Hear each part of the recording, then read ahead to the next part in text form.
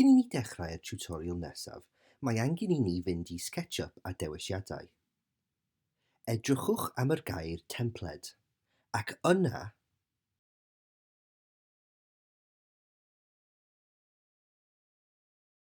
ac mae angen i ni sicrhau bod dyluniadau pensaernïol mewn centimetrau. Dylai fod ar y ffrig y rhestr a clicio dwywaith.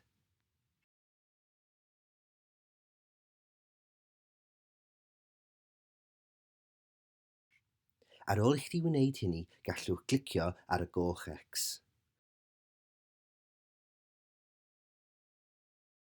Rwan, dewiswch y offeryn tap mesur.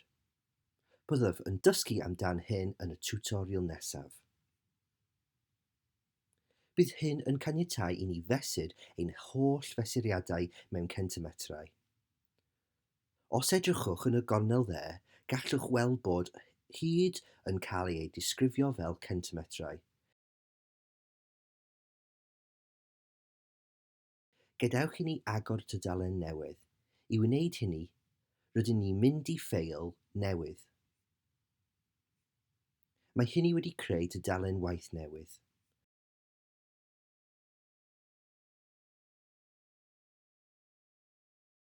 Yn gyntaf, gadewch i ni dewis yr offeryn petriol a thynnu siâp ar y llawr.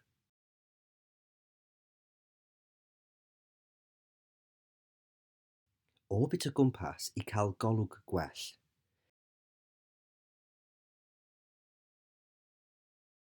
Gadewch i ni edrych ar yr offeryn tap mesur. Cliciwch arno a clicio un ochr.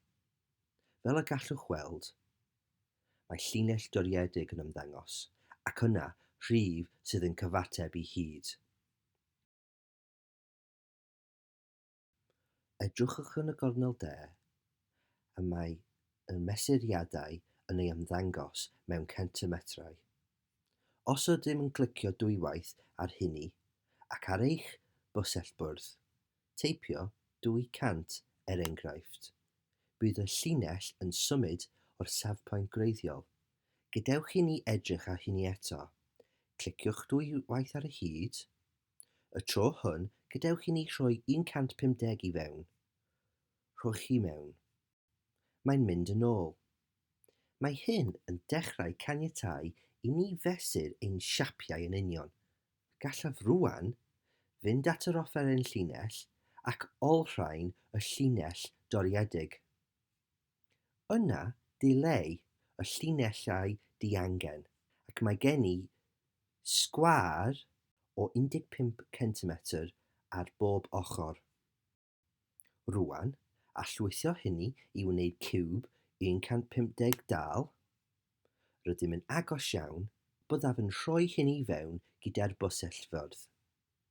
Ac yna cliciwch dwywaith ar y rhif a theipiwch 150, a dylai hynny fod yn 150. Gadewch i ni defnyddio'r teclyn tap mesur i weld os mae hynny'n gywir. Yndi, 150. Gadewch i ni drio teipio mesuriadau go iawn i fewn i'r rhaglen. Rwyf wedi paratoi llun hwn yn gynharach. Gadewch i ni gael golwg arno a gweld beth mae'n ei olygu. Dyma fy ystafell astudio, dyma'r mesuriadau ystafell, y lled a hyd.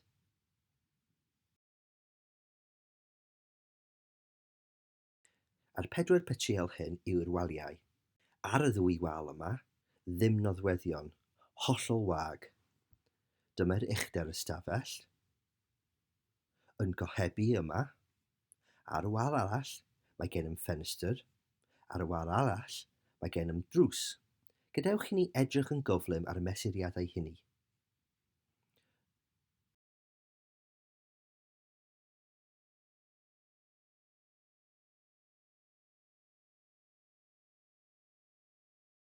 Yn y rhaglen hon, o'r tiwtorial, byddwn dysgu sut i rhoi'r gwybodaeth yma i fewn i'r rhaglen SketchUp.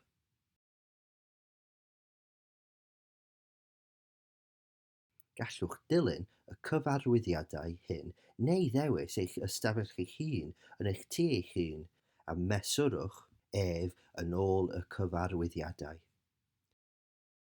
Gadewch chi'n dechrau trwy edrych ar y cynllun llawr, 243 cm, yn ôl 310 cm. Yn gyntaf, dewiswch y sgwâr hwn a ddileu. Gallwch dileu'r llinellau yma trwy fynd i Edit, Dileu, Canllawiau. Ar ôl i chi wneud hynny, gallwn dechrau mesuriadau cynllun llawr. Gadewch i ni dechrau trwy dewis yr offeryn mesur.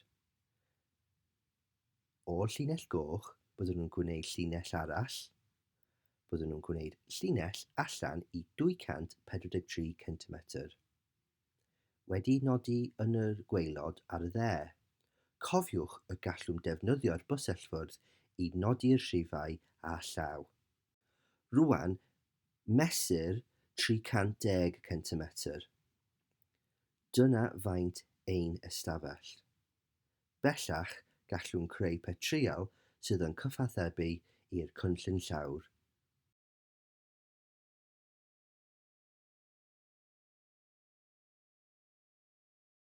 Mae gennym uchder wal o 244 cm. Gadewch i ni fewnbwnu hynny i'r cyfriadur. Rwan, rydw i'n mynd i greu mesuriad arall o amgylch yr ystafell. 5 cm i greu wal ffug. Yna, rydw i'n defnyddio teclyn llinell i llunio wal newydd. Rwan, gallu dewis y noddwedd wal newydd a'i allwythio i 244 cm.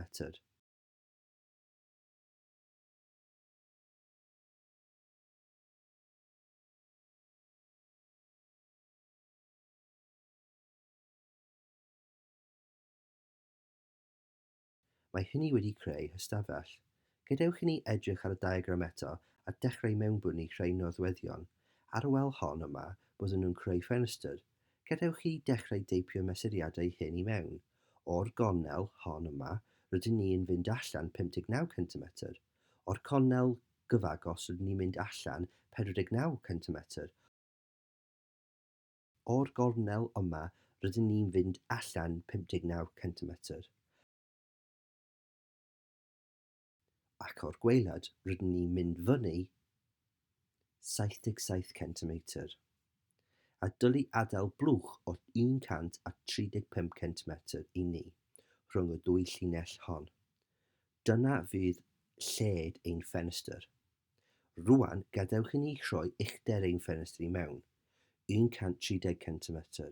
Gallwn defnyddio'r teclyn petriol i dynnu llun o'r ffenestr a defnyddio'r tynnu gwthio i wthio drwodd i'r ymyl arall. Gadewch i ni edrych rwan ar y set nesaf gyfarwyddiadau. Dyma'r drws. Rydw i'n mynd i weithio ar y wal o'r tu mewn mwyn sicrhau bod yr mesuriad yn gywir. O'r cornel yma, byddem yn mynd allan 32 cm, ac o'r gornel gyfagos byddem yn mynd allan 135 cm. Gadewch i ni zoom mewn ychydig bach a gweld sut mae hynny'n edrych. Rydym eisiau gwneud yn siŵr bod yna fwlch o 76 cm rhwng y ddwy llinell. Mae hynny'n gywir. Rwan byddwn yn edrych ar uchder y drws, 198 cm.